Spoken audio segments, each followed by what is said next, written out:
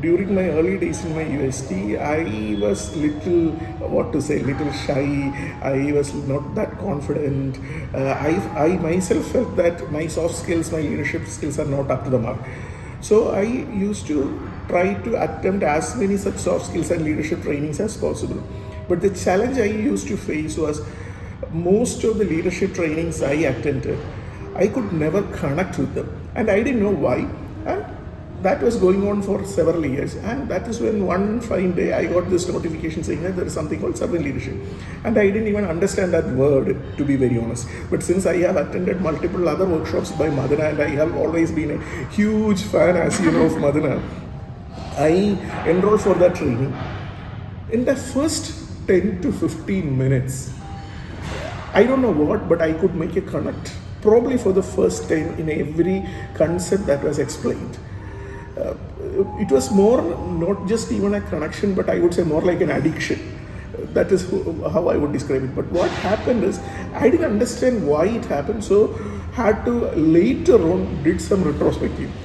That is when I realized I could come up with two key reasons why maybe I really like servant leadership. One, while I was attending other leadership frameworks related trainings, they used to list down the qualities of a good leader.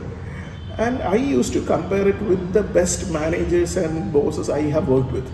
And it never used to sync. Because the UST leaders, luckily, most of them, particularly the ones I have been fortunate enough to work with and report to, they are true born servant leaders.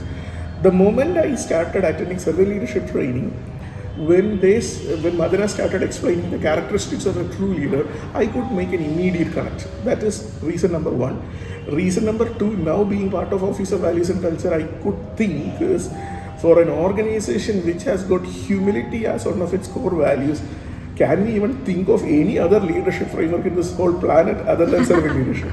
I would consider as one of the Harvard MBS, which I could attend as a 3-day train the trainer workshop, which Madana took us, where he didn't not just explain the servant leadership philosophies, but he also talked about the way to facilitate. How do you facilitate a workshop? How do you keep the audience engaged, etc., etc. So it was a fantastic training program.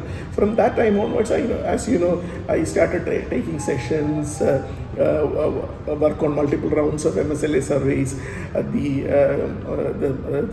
the significant change story, etc., etc. It has been a fantastic ride. I enjoy that a lot. I have a huge army of value ambassadors and value partners across the globe, and they are the ones who help me in getting our goals accomplished. And at least 80% of them, if you look at it, are like much senior than where I am right now from a years of experience standpoint, the level in the organization, etc. So basically, it's a classic case of what people call it as influence without authority. So I don't have any authority over them, and they are busy people with a lot of other major responsibilities. So in addition to their day-to-day work, they are volunteering their time for the values and culture related initiatives. Absolutely. So I cannot be a command and control program manager in front of them. The only option I have is to become a servant leader in front of them. And luckily, right at the early days in my OVC itself, I was fortunate enough to get exposed to servant leadership. So to a great extent, I would say, if I am able to be at least partially successful in my current role, I would say a huge percentage of that credit goes to the servant leadership philosophy. Because if at all I have ever attempted to be a traditional leader, in this role, it would have been a disaster. Okay, so multiple things. One, of course, I am seriously dreaming, hoping for a day when every employee in our organization would be servant leadership certified, not just from a certification standpoint, but they live the organization values of humanity and integrity, and also they practice servant leadership 24/7, 365 days. So whatever I could contribute, the one way right now I'm contributing, as you know, is to facilitate as many sessions as possible. That is one way.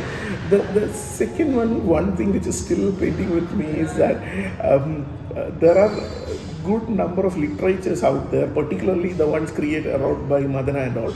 So I want to read more, learn more, get into a little bit more advanced learning mode on servant leadership. So that's the second one at a personal level.